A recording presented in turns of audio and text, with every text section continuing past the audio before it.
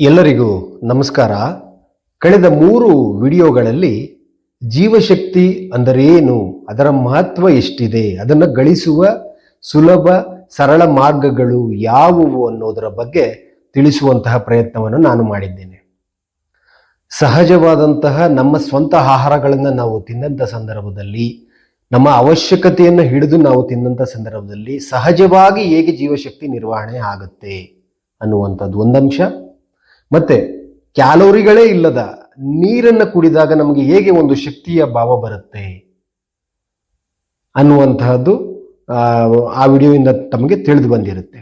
ಮತ್ತೆ ಗಾಳಿಯನ್ನು ನಾವು ಸೇವನೆ ಮಾಡಿದಂತಹ ಸಂದರ್ಭದಲ್ಲಿ ಆರಾಮ ಮತ್ತೆ ಆಹ್ಲಾದದ ಜೊತೆಗೆ ಹೇಗೆ ನಮಗೆ ಒಂದು ಶಕ್ತಿ ಬಂದಂತೆ ಅನುಭವ ಆಗತ್ತೆ ಅನ್ನುವಂತಹದ್ದು ನಿಮಗೆ ಆ 3 ವಿಡಿಯೋಗಳಲ್ಲಿ ಅವಗಾಹನೆಗೆ ಬಂದಿರುತ್ತೆ. ಮುಂದುವರಿದ ಭಾಗವಾಗಿ ನಮ್ಮ ದೇಹದ ಮತ್ತೊಂದು ಪ್ರಕ್ರಿಯೆ, ದೇಹದ ಚಾಲಕ, ಡ್ರೈವರ್ ಅಂತ ಹೇಳ್ಬೋದು, ನಮ್ಮ ಮನಸ್ಸು, ಇದರ ಪಾತ್ರ ಜೀವಶಕ್ತಿಯನ್ನ ಹೆಚ್ಚು ಮಾಡುವುದರಲ್ಲಿ ಎಷ್ಟಿದೆ, ಹೇಗಿದೆ ಅನ್ನುವುದನ್ನು ನಾನು ಇಲ್ಲಿ ವಿವರಿಸುವುದಾದರೆ, ಇಂದಿನ ವಿಡಿಯೋದಲ್ಲಿ ನಾನು ಹೇಳಿರುವಂತೆ ದೇಹ ಮತ್ತು ಮನಸ್ಸು ಎರಡನ್ನೂ ಹೊಂದಿರುವಂತಹ ಮನುಷ್ಯನಿಗೆ ಎರಡರ ಸರಿ ಚಟುವಟಿಕೆ ಸಹ ಮುಖ್ಯ ಆಗತ್ತೆ. ಇಲ್ಲಿ ಏನಾಗ್ತಾ ಇದೆ ಅಂತ ಹೇಳಿದ್ರೆ, ಜೀವಶಕ್ತಿ ಅನ್ನುವಂತಹದ್ದು ಪ್ರಾಥಮಿಕವಾಗಿ ಮನಸ್ಸಿನಲ್ಲೇ ಉತ್ಪಾದನೆ ಆಗುವಂತಹದ್ದು. ಈಗ ಯಾವುದಾದ್ರೂ ಒಂದು ಚಟುವಟಿಕೆ ಮಾಡಬೇಕು, ಅದು ಒಂದು ವ್ಯಾಯಾಮವೇ ಆಗಿರಬಹುದು, ಅಲ್ಲಿ ನಮ್ಮ ಪೂರ್ಣ ಒಳಗೊಳ್ಳುವಿಕೆ ತಲ್ಲೀನತೆ ಇಲ್ಲದಂತಹ ಸಂದರ್ಭದಲ್ಲಿ ಆ ವ್ಯಾಯಾಮದ ಪೂರ್ಣ ಲಾಭ ನಮಗೆ ಸಿಕ್ಕಿರೋದಿಲ್ಲ. ಒಂದು ನಮ್ಮ ತೃಪ್ತಿಗಾಗಿ ಸಮಯ ಕಳೆದು ಮಾಡಿ ಮುಗಿಸಿರ್ತೇವೆ. ಆದರೆ ಆ ವ್ಯಾಯಾಮದ ಒಟ್ಟು ಅದರ ಪ್ರಕ್ರಿಯೆ ದೇಹದಲ್ಲಿ ನಡಿಬೇಕಂತ ಹೇಳಿದ್ರೆ ನಮ್ಮ ಪೂರ್ಣ ದೇಹ ಮನಸ್ಸುಗಳನ್ನ ಇಟ್ಟು ನಾವು ಅಲ್ಲಿ ಯಾವುದೇ ವ್ಯಾಯಾಮವನ್ನ ಮಾಡಬೇಕಾಗಿರುತ್ತೆ. ಮತ್ತೆ ಇನ್ಯಾವುದೇ ಕೆಲಸ ಇರಬಹುದು, ಕಾರ್ಯ ಇರಬಹುದು, ನಮ್ಮ ಮನಸ್ಸಿನ ಆಬ್ಸೆನ್ಸ್ ಅಲ್ಲಿ ನಾವು ಮಾಡಿದಂತಹ ಸಂದರ್ಭದಲ್ಲಿ ಅದು ಖಂಡಿತವಾಗಲೂ ಯಶಸ್ವಿ ಆಗೋದಿಲ್ಲ. ಆದರೂ ಸಹ ಅದು ಅರೆಬರೆ ಆಗಿರುತ್ತೆ ಅನ್ನುವಂಥದ್ದು ನಮ್ಮೆಲ್ಲರಿಗೂ ಅನುಭವಕ್ಕೆ ಬಂದಿರುತ್ತೆ. ಅದೇ ರೀತಿಯಲ್ಲೇ ನಮ್ಮ ದೇಹದ ಪ್ರಮುಖ ಅವಶ್ಯಕತೆ ಆಹಾರವನ್ನು ನಾವು ಅವಶ್ಯಕತೆ ಇಲ್ಲದೆ ತಿನ್ನಂತ ಸಂದರ್ಭದಲ್ಲಿ, ಅದರಲ್ಲಿ ಪೂರ್ಣ ತಲ್ಲೀನತೆ ಇಲ್ಲದಂತ ತಿನ್ನಂತ ಸಂದರ್ಭದಲ್ಲಿ ನಮ್ಮ ಚೈತನ್ಯ ಶಕ್ತಿ, ನಾವು ಪ್ರಾಣಶಕ್ತಿಗೆ ಮತ್ತೊಂದು ಹೆಸರನ್ನು ಚೈತನ್ಯ ಶಕ್ತಿ ಅಂತ ಕೊಡಬಹುದು. ಆ ಚೈತನ್ಯ ಶಕ್ತಿಯ ಆಬ್ಸೆನ್ಸ್ ನಲ್ಲಿ ಆ ಆಹಾರ ನಮಗೆ ಜೀರ್ಣ ಆಗುವುದಿಲ್ಲ ಸರಿಯಾಗಿ. ಅದರಿಂದ ಬರಬೇಕಾದಂತಹ ಪೋಷಕಾಂಶಗಳು ನಮ್ಮ ದೇಹಕ್ಕೆ ಸರಿ ಪ್ರಮಾಣದಲ್ಲಿ ಸಿಗುವುದಿಲ್ಲ. ಅಲ್ಲಿಂದ ನಮ್ಮ ಸಮಸ್ಯೆಗಳು ಶುರುವಾಗುವಂತಹದ್ದು. ಹೇಗೆ ಶುರುವಾಗುತ್ತೆ ಅನ್ನುವಂಥದ್ದು ನಾನು ಹೇಳೋದಾದ್ರೆ, ನಾನು ಒಂದು ನಿರ್ಜೀವ ಕಾರನ್ನೇ ಉದಾಹರಣೆ ಕೊಟ್ಟರೆ ಅದು ಎಲ್ಲರಿಗೂ ತುಂಬಾ ಸರಳವಾಗಿ ಅರ್ಥ ಆಗುವಂಥದ್ದು. ನಾವೆಲ್ಲ ಕೂಡ ಕಾರನ್ನ ಹೊಂದಿರ್ತೇವೆ. ಕಾರನ್ನ ನಾವು ಚಲಾಯಿಸ್ಕೊಂಡು ಹೋಗುವಾಗ ಅಲ್ಲಿ ವಾತಾವರಣಕ್ಕೆ ತಕ್ಕ ಹಾಗೆ AC ಅವಶ್ಯಕತೆ ಬರುತ್ತೆ. ಆ AC ಅವಶ್ಯಕತೆ ಬಂದಾಗ ನಾವು ಫ್ಯೂಯಲ್ ಅನ್ನ ಬಳಸಿ ಕಾರನ್ನ ನಡೆಸ್ತಿರುವಾಗ ದಿಢೀರಂತ ನಾವು AC ಆನ್ ಮಾಡಿದ ತಕ್ಷಣ ಆ ಇಂಜಿನ್ ನ ಪವರ್ ದಿಢೀರಂತ ಕುಸಿಯುತ್ತೆ, ಕಡಿಮೆ ಆಗುತ್ತೆ. ಮತ್ತೆ ಗೇರ್ ಬದಲಾಯಿಸಬೇಕಾಗತ್ತೆ, ವೇಗ ಕಡಿಮೆ ಆಗುತ್ತೆ, ಅದರ ಕಾರ್ಯಕ್ಷಮತೆ, ಇಂಜಿನ್ ನ ಕಾರ್ಯಕ್ಷಮತೆ ಕಡಿಮೆ ಆಗುತ್ತೆ. ಯಾಕಂದ್ರೆ ಅಲ್ಲಿ ಎನರ್ಜಿಯ ವಿಂಗಡಣೆ ಆಯಿತು, ವಿಕೇಂದ್ರೀಕರಣ ಆಯಿತು. ಅದಾದ ನಂತರ ಇನ್ನು ಸ್ವಲ್ಪ ಸಮಯ ಕಳೆದು ಅಲ್ಲಿ ಹೆಡ್ಲೈಟ್ಸ್ ನ ಅವಶ್ಯಕತೆ ಬೇಕಾಗತ್ತೆ. ಹೆಡ್ಲೈಟ್ಸ್ ನ ಅವಶ್ಯಕತೆ ಬಂದಂತ ಸಂದರ್ಭದಲ್ಲಿ ನಾವು ಹೆಡ್ಲೈಟ್ ಅನ್ನು ಆನ್ ಮಾಡಿದಾಗ ಅಲ್ಲಿ ಮತ್ತಷ್ಟು ಶಕ್ತಿಗೆ ವಿಂಗಡಣೆಯಾಗಿ ಬ್ಯಾಟ್ರಿ ಅನ್ನುವಂಥದ್ದು ಒಂದು ಮೂಲದಿಂದ ಶಕ್ತಿ ಬರುವಂಥದ್ದು ಕಾರ್ಗೆ. ಈ ರೀತಿಯಾಗಿ ಕೇವಲ ಅದು ಚಲಾವಣೆಗೆ, ಗಾಡಿ ನಡೆಯೋದಕ್ಕೆ ಬೇಕಾಗಿ ಬಳಸ್ಕೊಳ್ತಾ ಇದ್ದಂತಹ ಎನರ್ಜಿ ಇಲ್ಲಿ AC ಬಳಕೆ ಆಯಿತು, ಹೆಡ್ಲೈಟ್ಸ್ಗೆ ಬಳಕೆ ಆಯಿತು. ಹಾಗೇನಾಯಿತು, ಒಟ್ಟು ಕಾರಿನ ಕಾರ್ಯಕ್ಷಮತೆ ಕುಗ್ಗಿತು. ಯಾಕಂದ್ರೆ 3 ಕಡೆಯಲ್ಲಿ ಆ ಶಕ್ತಿ ವ್ಯಯ ಆಗೋದಕ್ಕೆ ಶುರುವಾಯಿತು.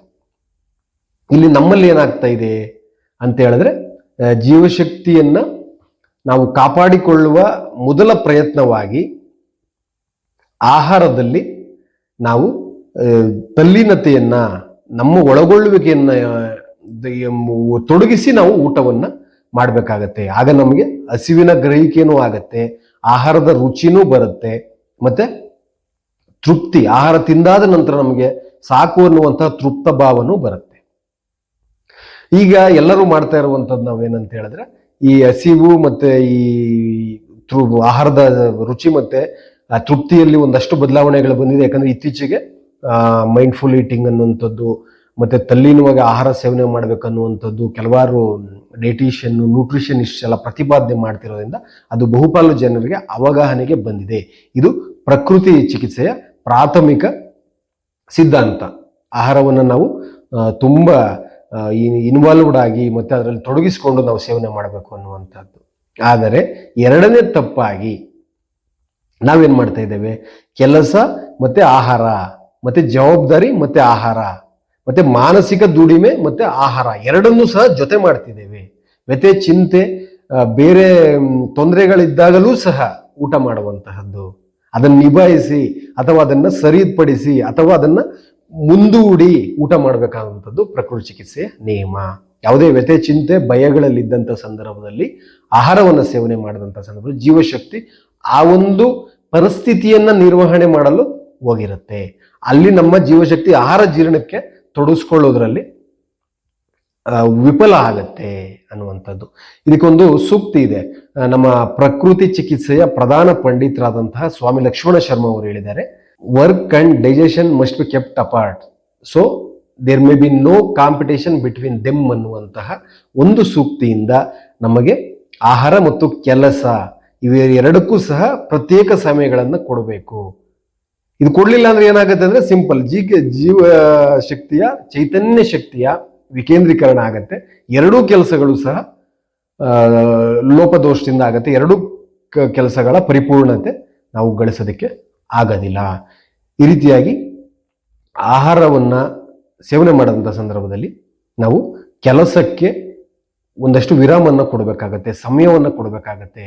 ಇದು ಎಲ್ಲ ನಮ್ಮ ಆಚರಣೆಗಳಲ್ಲಿ ಇದ್ದೇ ಇದೆ.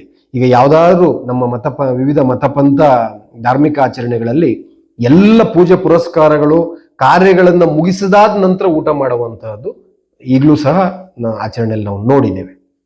ಅದಾದ ನಂತರ ನನ್ನ ಸ್ವಂತ ಅನುಭವಕ್ಕೆ ಬಂದಿರುವಂಥದ್ದು, ಈ 16 ಎಕರೆ ಕೃಷಿ ಚಟುವಟಿಕೆಗಳು ಮಾಡುವ ಒಬ್ಬ ರೈತ ತನ್ನ ಎಲ್ಲ ಕೃಷಿ ಚಟುವಟಿಕೆಗಳನ್ನ ಮುಗಿಸಿದಾದ ನಂತರ ಸಂತೃಪ್ತವಾಗಿ ಊಟ ಮಾಡುವಂಥದ್ದು.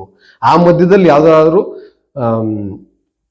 ಸರಳವಾದ, ಸುಲಭವಾದಂತಹ ಊಟಗಳನ್ನ, ತಿಂಡಿಯನ್ನ ಅಥವಾ ದ್ರವ್ಯಗಳನ್ನ ತಗೊಂಡು ಎಲ್ಲ ಕೆಲಸವನ್ನ ಮುಗಿಸಿ ಕೊನೆಗೆ ಊಟ ಮಾಡುವಂಥದ್ದು. ಯಾಕಂದ್ರೆ ಹೆಚ್ಚು ಊಟವನ್ನ ನಾವು ತಿಂದಿದ್ದೆ ಆದ್ರೆ ದೇಹ ಹೆಚ್ಚು ಒತ್ತಡಕ್ಕೆ ಒಳಗಾಗಿ ಸುಸ್ತು ಮಾಡಿ ಆಲಸ್ಯ ಬಂದು ಕೆಲಸ ಮಾಡೋದಕ್ಕಾಗೋದಿಲ್ಲ ಅನ್ನುವಂಥದ್ದು ಇದು ಎಲ್ಲರ ಅನುಭವಕ್ಕೆ ಬಂದಿರೋಂಥದ್ದು. ಇದನ್ನ ನೇಚರ್ ಕ್ಯೂರ್ ಪ್ರತಿಪಾದನೆ ಮಾಡುವುದು ಈ ವಿಧಾನದಲ್ಲಿ.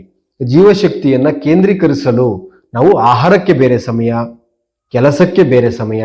ಕೆಲಸ ಅಂತ ಹೇಳಿದ್ರೆ ಬರೀ ದೈಹಿಕವಾದ ಕೆಲಸ ಅಂತಲ್ಲ, ಯಾವುದೇ ಮಾನಸಿಕ ಕೆಲಸ ಇರ್ಬೋದು, ಯಾವುದೇ ಒಂದು ಸಂದಿಗ್ಧ ಸ್ಥಿತಿಗಳನ್ನ ನಾವು ಫೇಸ್ ಮಾಡಬೇಕಾದಂಥ ಸಂದರ್ಭದಲ್ಲಿ ಅದನ್ನ ನಾವು ಮುಂದೂಡುವಂತಹದ್ದು ಅಥವಾ ಆ ಬಗ್ಗೆ ನಿರ್ಧಾರಗಳನ್ನ ನಂತರ ತಗೊಳ್ತೀನಿ ಅನ್ನುವಂತಹ ಒಂದು ಮಾನಸಿಕ ಸಿದ್ಧತೆಗಳನ್ನ ಮಾಡಿಕೊಳ್ಳುವುದರ ಮುಖಾಂತರ ಆಹಾರಕ್ಕೂ ಮತ್ತೆ ಕೆಲಸಕ್ಕೂ ಸ್ಪರ್ಧೆ ಬರದ ರೀತಿಯಲ್ಲಿ ನಿರ್ವಹಣೆ ಯಾರು ಮಾಡ್ತಾರೆ ಅವರಿಗೆ ಜೀವಶಕ್ತಿ ಅನ್ನುವಂಥದ್ದು ಅವರ ಜೀವಿತಾವಧಿಕ್ಕೂ ನಿರ್ವಹಣೆ ಆಗುತ್ತೆ ಅಂತ ಹೇಳ್ತಾ, ಈ ಒಂದು ವಿಡಿಯೋದಲ್ಲಿ ತಮಗೆ ಮಾನಸಿಕ ಪ್ರಯತ್ನ ಯಾವ ರೀತಿ ಇರಬೇಕು ಜೀವಶಕ್ತಿಯನ್ನ ಕಾಪಾಡಿಕೊಳ್ಳೋದಕ್ಕೆ ಅಂತ ಅವಗಾಹನೆಗೆ ಬಂದಿರುತ್ತೆ ಅಂತ ಭಾವಿಸುತ್ತಾ ಎಲ್ಲರಿಗೂ ಧನ್ಯವಾದಗಳು.